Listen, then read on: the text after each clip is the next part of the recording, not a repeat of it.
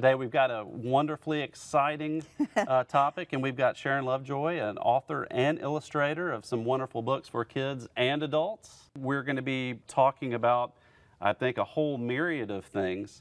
But first, I wanted to congratulate you because it's the 20th anniversary of Roots, Shoots, Buckets, and Boots. Yeah, all right. Good job. Get an A on that one. All righty. And then also, though, not only that, but the 28th anniversary of Sunflower House. That's right. It's That amazing. is wonderful. That's that long and still doing quite well. That's amazing to me, too. Well, today we're going to be talking about how to really explore the garden to evoke a sense of wonder. I believe you said that that's your job in life, is to what? Cultivate wonder. That's right. You have a background in fine arts, but you were also always interested in nature and botany. I grew up in a garden, and I think that's what you're doing with your own family. I was always out in the garden, and I thought food came from the garden. I knew that bugs came from the garden and slugs, and that chickens like to go and peck around in the garden.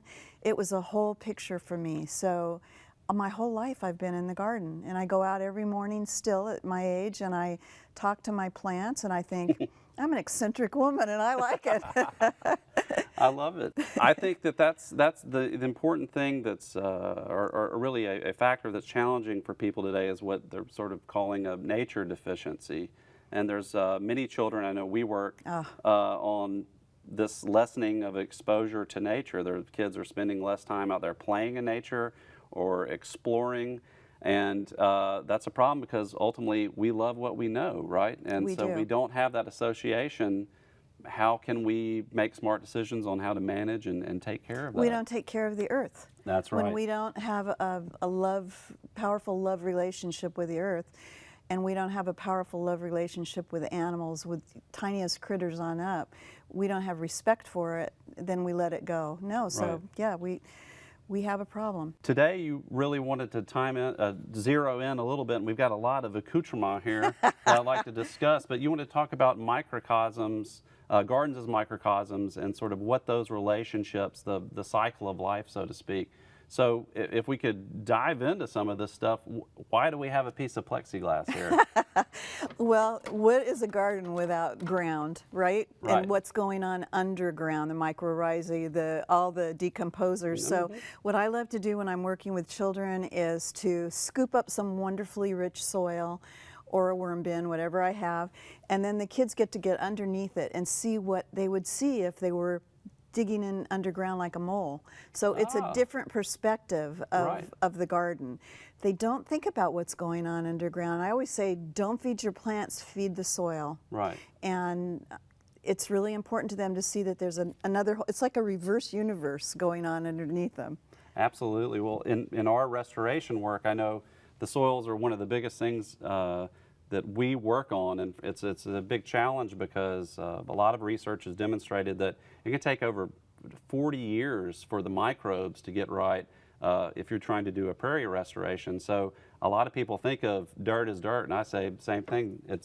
Dirt's dirt, but there's a lot of things going on.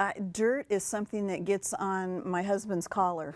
I think dirt gets under your fingernails, but soil, it's alive. We spit on it, we walk on it, we treat it like dirt, but it's soil. Right, and the foundation of our garden, the foundation of our ecosystem. When I moved into my old house, you couldn't stick a trowel in the ground, and after I fed it and fed it and fed it, and I have a very active worm bin, huge worm bin, you could stick that trowel in and go down about that far, and that was my personal victory. That's wonderful. What are some of these other items that we have here? Well, I was working in Cincinnati, and they had a real problem with planting trees and having children destroy them, cut them, and tear off the limbs and everything. So I brought my trusty stethoscope, and we went out. Well, we talked about the different voices that trees and plants have. I mean, a pumpkin on a vine sounds sort of like your stomach might after you eat too many beans. And a cucumber that's growing has a wonderful voice. So you're hearing the water move through, or you're hearing on a tree, you might hear woodpecker tapping or insects chewing.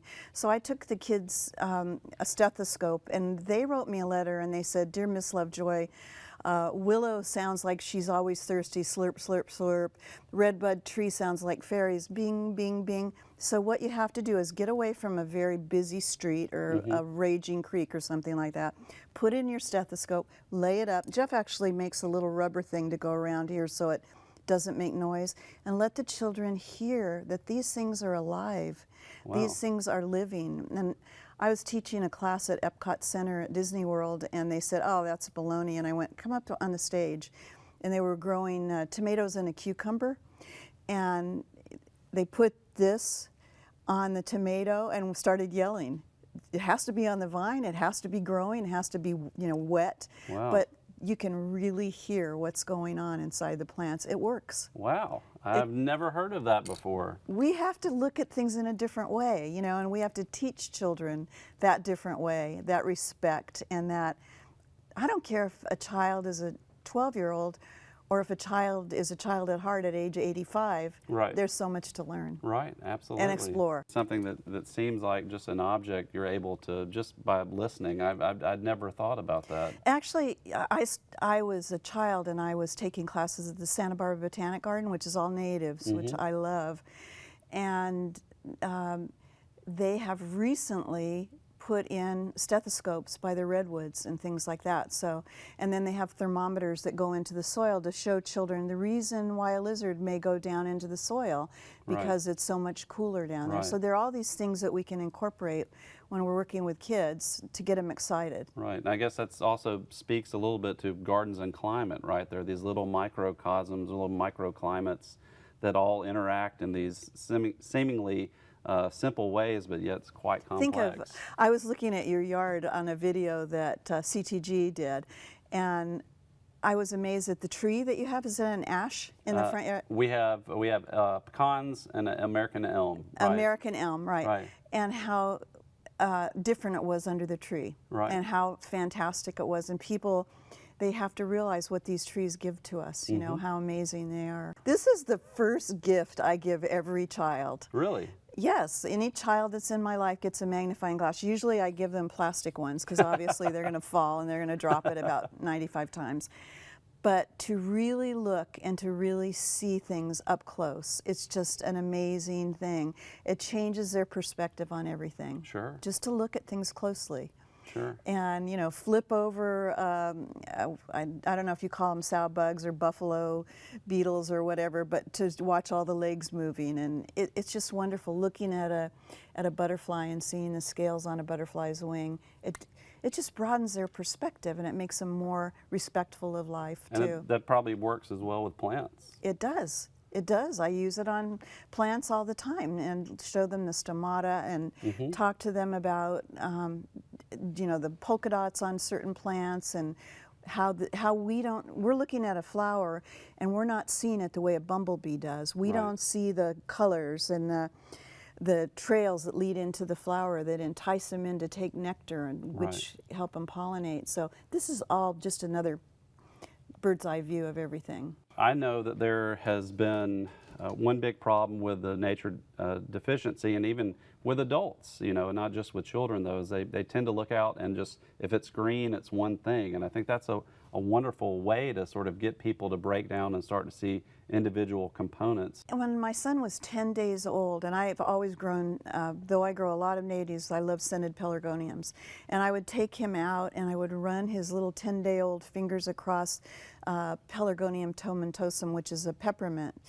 And I'd talk to him and I'd put the leaf up against his nose, and he still loves that. He still loves lemon verbena because he was programmed, he was introduced, and that's what kids need. That's absolutely what they need. Absolutely. Well, Sharon, I want to thank you so much for coming in and talk today. We have so many other things. I wish we could be here for an hour and chat, but we're looking forward to some of the books, and you have new books coming out?